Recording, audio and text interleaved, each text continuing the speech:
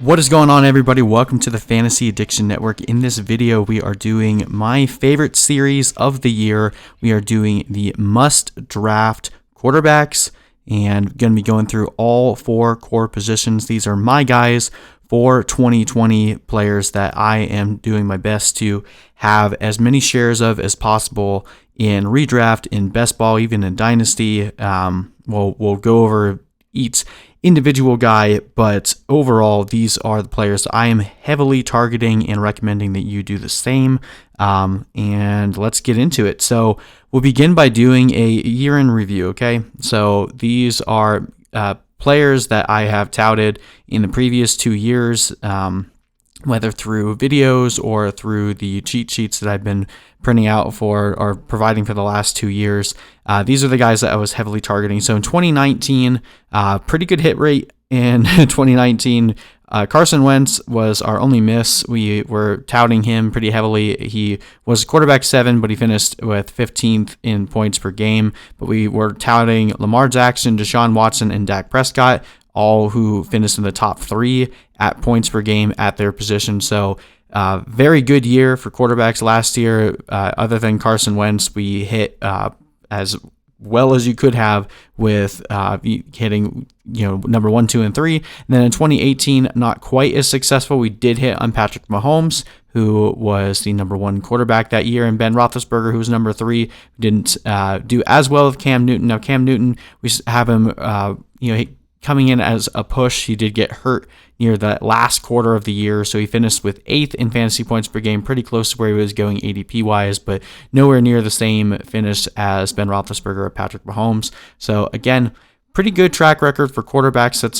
Quarterbacks and wide receivers have been the position that I've been the most accurate on over my well over a decade of playing fantasy football. So that being said, who are we looking at 2020?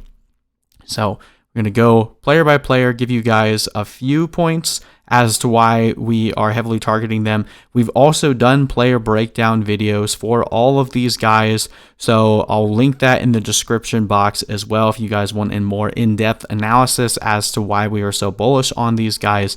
We'll give you a bit more of depth. I'm going to go pretty quickly through these just for the sake of keeping this video from turning into like a 30-minute long video. So if you want to check out more details, check that link in the description. But without further ado, who is our number 1 my guy this year? It is Dak Prescott, quarterback of the Dallas Cowboys. Now, Dak Prescott coming in last year, finishing in the top 3. He is coming in playing for Dallas this year. Last year, he finished with the 2nd most pass yards, 5th most deep attempts, 7th in adjusted yards per attempt, number 2 in deep ball completion, and number 8th in completion overall. He's also had 21 rushing touchdowns since 2016. That's actually leading the NFL. You'd think Cam Newton would be up there, but with enough injuries since 2016, Dak Prescott has been leading the way, which has really given him a nice floor each week. And coming into the season, the Dallas Cowboys lost Byron Jones, Robert Quinn, and Malik Collins on D. Now, they did just add Everson Griffin, which I think will help replace the loss of Robert Quinn, which overall, I still think their defense is taking a decent step back. You bring in Mike McCarthy away from Jason Garrett, but Mike McCarthy is letting Kellen Moore run the show on offense, which is exactly what we want. And we look back and think through Mike McCarthy's years in the NFL. He's always been more of an offensive-oriented coach, hasn't really had a strong defense in his entire career. Aaron Rodgers' best fantasy years were under Mike McCarthy, and I think that was a bit of a misnomer. I think people associate Mike McCarthy with good quarterback play. I don't really think he had much to do with it, and that's why I'm glad that Kellen Moore is still going to be calling the shots, because last year Dak Prescott took a massive step forward. And then on top of that, we see Jason Witten go, but Blake Jarwin, someone we're really bullish on this year, coming in full swing, sign him to a 3-year extension in the offseason, and then also adding CeeDee Lamb in the 1st round, giving Dak Prescott yet another target. They do lose Travis Frederick. That is going to hurt a little bit, but with the weapons around him, Ezekiel Elliott's still there, Tony Pollard backing him up. Get Amari Cooper paid in the offseason. Michael Gallup had a breakout last year that no one really seems to remember. So arguably the best offensive weapons in the entire NFL I mean, I really don't think that there's many other arguments except for maybe the Buccaneers. Great wide receiver core, fantastic running back duo, and really good tight end in Blake Jarwin. And other than losing Travis Frederick, still one of the better offensive lines in the league. Dak Prescott could very easily be the number one quarterback on the year. And I say that knowing that Patrick Mahomes and Lamar Jackson are ranked number 1 and 2 on our rankings, but Dak Prescott could very easily jump up there. We are targeting him right at his ADP is going between round 6 and 7. I don't like spending a quarterback price tag on someone that's going in the 6th or 7th round, but I think of that tier 2 of guys with Prescott, Russell Wilson, Deshaun Watson, and Kyler Murray, I think Dak Prescott is the best shot at actually breaking and finishing first overall. So Dak Prescott is the only guy I'm going to be targeting at his price. All right, let's jump into the next guy. We are looking at Matt Ryan, quarterback for the Atlanta Falcons. So if you miss out on Dak Prescott in rounds 8 or 9, in round 6 or 7, jump at Matt Ryan in the next couple rounds. Matt Ryan has had 9 straight 4,000-yard seasons. Last year, the Falcons had 45.9 pass plays per game, which was number 1 in the league. Had a lot to do with their crappy defense, and their defense hasn't really improved much. Their offensive line should be a lot better this year. A lot of people have forgotten that they had quite a few injuries to the offensive line to start the year. So offensive line should improve. Not really sure if Todd Gurley is going to be a massive improvement over Devonta Freeman, but he should be at least marginally. If Calvin Ridley can play a full season, Julio Jones is still playing at an elite level. They do lose Austin Hooper, replace him with Hayden Hurst. That is a downgrade for sure, but with Calvin Ridley, Julio Jones, and Russell Gage there leading the core, also bringing Laquan Treadwell for a backup role. I mean, this whole offense is full of players that were first-round picks, and I really think that this is going to be a dominant offensive year. You look at the schedule for the Falcons, they're going to have to play in a lot of shootouts. Any team in the NFC South right now with the Saints, the Buccaneers now with Tom Brady, the Falcons, and the Panthers with Matt Rule there, and Joe Brady, it's going to be a very offensive-minded division, and I think that there's going to be a lot of shootouts to be had. So I absolutely love Matt Ryan this year. Matt Ryan has finished 2nd overall at quarterback in 2016 and 2018. He seems like he takes a year off. Last year he took his year off, so he should be back this year. Really like Matt Ryan at his price tag right now, especially in 6-point touchdown leagues. Like him even more in those. It doesn't necessarily give you the floor of some of these other rushing quarterbacks, but in 6-point touchdown leagues, Matt Ryan could very easily be a top 5 guy. Absolutely love Matt Ryan this year. Okay, next on our list is Cam Newton, quarterback for the New England Patriots. Now, Cam Newton was a bit of a forgotten guy this offseason. I think the pandemic had a lot to do with that, not able to showcase his talents or really prove that he was healthy for a long time. We go through the entire free agency and draft process without anyone going after Cam Newton.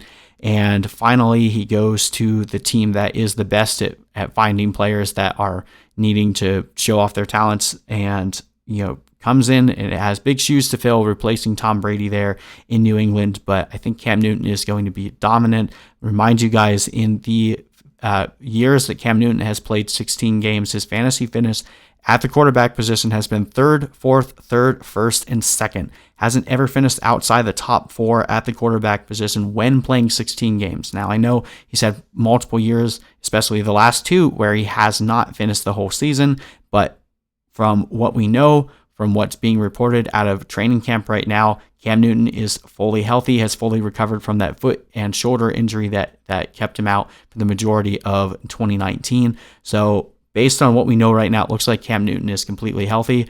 I'm going to bank on that, and I'm putting my chips on the table for Cam Newton.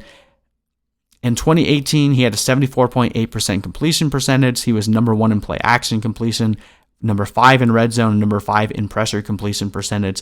And 2019, Brady was 66%, so almost a whole 10% completion percentage lower for Brady last year. He was 28th in play action, 27th in red zone, and was 29th in pressure completion percentage. And Brady was also 32nd in clean pocket completion percentage. So last year was actually a really bad year for Tom Brady. So it's not like it's going to be that difficult for Cam Newton to outperform what Brady did last year.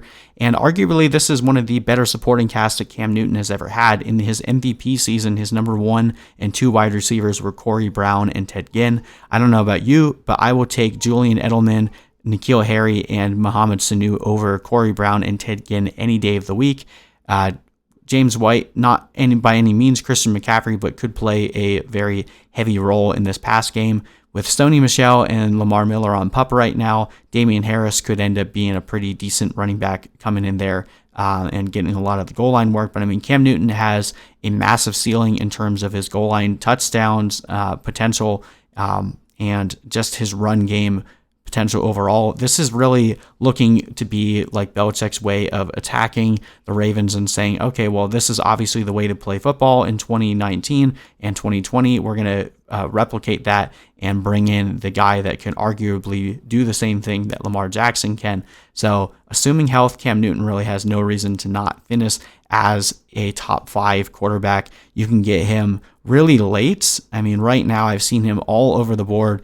As early as round 10, sometimes even as late as like round 15. So if you miss out on Prescott or Matt Ryan, or just choosing to wait on quarterback, I think I would very happy with taking Cam Newton in round 10. And you can back him up with another guy later on just to make sure in case he goes down to injury, you've at least shored up the quarterback position. But the fact that you can get Cam Newton in the double-digit rounds, it just seems like stealing this year, and I absolutely love Cam Newton. Okay, and our final My Guy quarterback this year, this one took a little bit of time, and it really shouldn't have to come to the conclusion. But Ryan Tannehill, a guy that won a lot of fantasy championships last year, came in week 7, taking over for Marcus Mariota. Ryan Tannehill was the quarterback 3 from that point on, averaging 22.5 fantasy points per game. Tannehill led the NFL in terms of fantasy production for passer rating, play action completion percentage, production premium, and adjusted yards per attempt. He was also top 5 in clean pocket completion percentage, accuracy rating, and fantasy points per dropback. So in terms of efficiency, in terms of fantasy points scored, Ryan Tannehill was elite last year, and a lot of people are just associating the injuries and the down year that he had with Adam Gase and writing him off, even though he came in and showed that all the promise that he was showing in his first couple years with the Dolphins still existed, and he's playing on a team with a ton of weapons. So if people are saying, oh, well, Ryan Tannehill's efficiency has to go down, probably, but he still has A.J. Brown, he still has Jonnu Smith, he still has Derrick Henry, and this is going to be a really good team. I don't think their defense is going to be as efficient. They're going in a division where they should arguably be in contention to be the division winners. And in a season where continuity is going to be king, still having, your core pieces from offense, they do lose Jack Conklin from the offensive line. So I think that's going to hurt their run game a little bit, which is going to mean that they're going to need to pass the ball a bit more. I don't know. I'm a believer in Ryan Tannehill, and the fact that you can get a guy that was a top 3 quarterback over the back half of the season last year, that you can get him in round 13 or 14, sign me up. Well, those are my 4 My Guys this year: Dak Prescott, Matt Ryan, Cam Newton, and Ryan Tannehill. Based on if there's any changes to, if there's any injuries that happen or anything that comes. I also wanted to throw a couple people that came close to making the list but weren't quite there. So these are my honorable mentions for 2020. We've got Kyler Murray. If for some reason Dak Prescott gets hurt, then Kyler Murray would become the guy I'd be targeting in that tier. Daniel Jones, I like a lot this year. Daniel Jones showed a lot of promise in his rookie year. Would have broken Baker Mayfield's record had he played a full 16 games at the pace he was going for total touchdowns. And other than his fumbling issue, was pretty productive and very accurate. So we'll see if Daniel Jones can take a step forward in year 2. The reason why I didn't throw him in my guys is his opening schedule is absolutely terrible. So I'm probably not going to be drafting Daniel Jones in really any league other than best ball league, but probably a guy you're going to be able to pick up off the waiver wire after week 3 or 4 and should finish the back half of the season really good. Kirk Cousins, a guy you can get basically for free right now.